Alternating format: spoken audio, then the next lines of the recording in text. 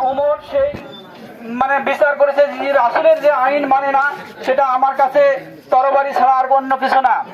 আমাদের বাংলাদেশে আমরা যদি আইন প্রতিষ্ঠিত না হয়, আমাদের দেশে যদি ন্যায় ইনসাফ প্রতিষ্ঠিত না হয়, জুলুম নির্যাতন অবিচার আমরা দেখতেছি, বিগত দিনেও দেখেছি।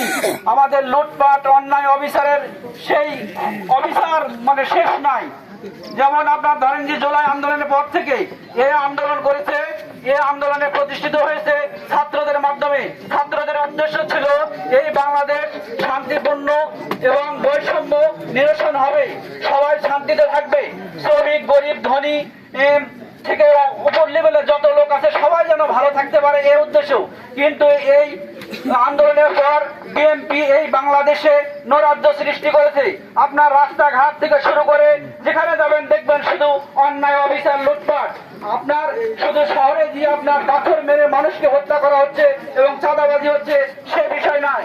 আমরা গ্রামের দিকে লক্ষ্য করলে একটু দেখতে পারবো। দেখেন আমাদের গ্রামে, আমাদের একটি গ্রামে একটি ডিপ যদি হয়, আমি যদি 1 ঘন্টা 100 টাকা দিয়ে পানি নিই, আমাকে আরো 100 টাকা অতিরিক্ত দিতে হবে। এটা কি চাঁদা না?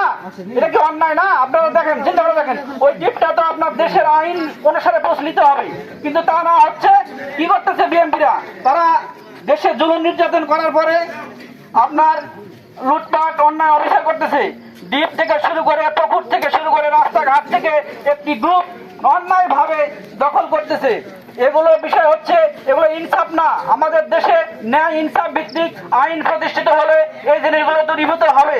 তাই আমরা বাংলাদেশ জামাত ইসলামের পক্ষ থেকে আপনাদেরকে আহ্বান করছি, আপনারা সবাই দলমত ধর্ম বর্ণ নির্বিশেষে ইনসাফ ভিত্তিতে বাংলাদেশ জামাত ইসলামের পক্ষে আসুন এবং যোগদান করুন।